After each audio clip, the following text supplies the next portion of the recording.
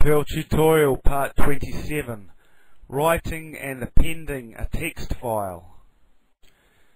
First of all, we're going to write something to a text file. If the text file doesn't exist, it will be created automatically. So first of all, we open, then we use what we call a file handle, which is a name we refer to our file with, which is explained in the previous tutorial also. Now, if we want to write something to our file, we place the greater than sign in there, and then our file name.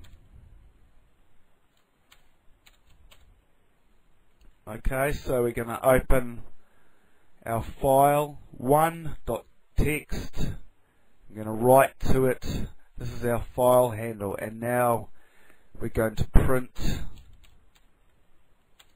We use our file handle. Let's print hello and then a new line character, and then finally we close our file using our file handle. So we will open a file. This file doesn't exist, but it will be created, and we will write the word hello with a new line character to the file and close the file. So let's run this. Okay, so that has created my file. I haven't set this to print anything out. So let's have a look at this file. So here's the file that has been created with the word hello and going to a new line. Now I'll close this. Now when we write to a file, it'll just keep overwriting. So if I run this again,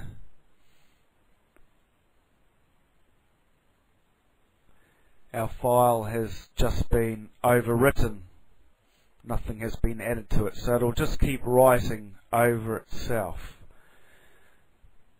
Now that's when we can append to a file, and that is when what we write to a file keeps getting added on to what is previously there. So we keep collecting data in a file. So let's just copy this block of code and let's append to file 2 that doesn't exist but will be created. Now all we have to do to append to a file is just put 2 greater than signs in here, and now if we run this and go have a look at our file, here's our file 2 that's just been written with the word hello and a new line character.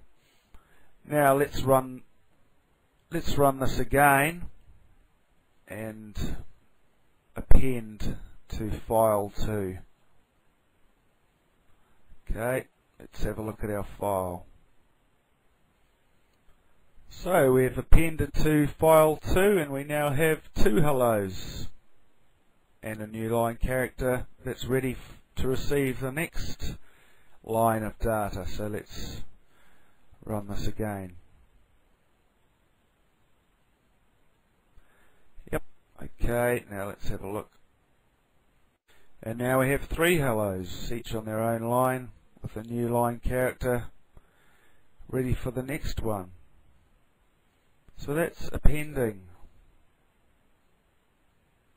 I'd now like to show you a very important function in regards to writing and appending files, especially when they are up on a server and you may have various users accessing and writing to the same file at the same time.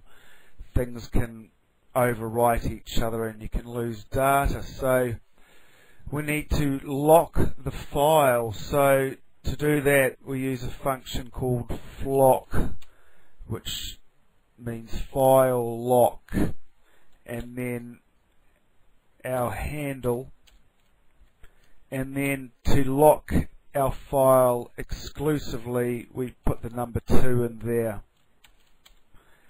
So this will lock the file exclusively, so when it's opened by a user it cannot be opened by another user and printed to until it's been closed by the person who's using the file. So that means no two people can write to the same file or append to the same file at the same time, and that will prevent data from being overwritten. So that's the basic writing and appending to files.